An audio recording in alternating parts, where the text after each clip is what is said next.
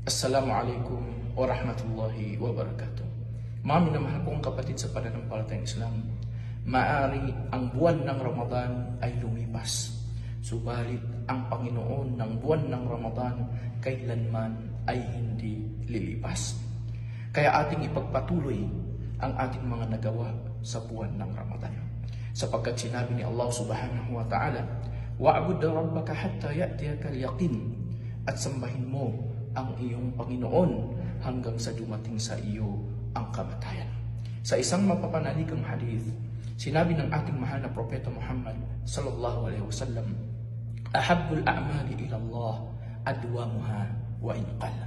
Ang pinakakaibig-ibig na mga gawain para kay Allah subhanahu wa ta'ala ay yaong tuloy-tuloy kahit na konti.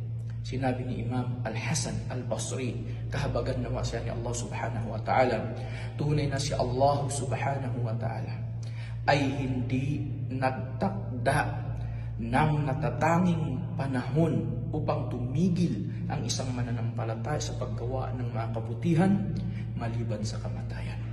Patatagin nawa tayo ni Allah subhanahu wa ta'ala sa pananampalatayang Islam.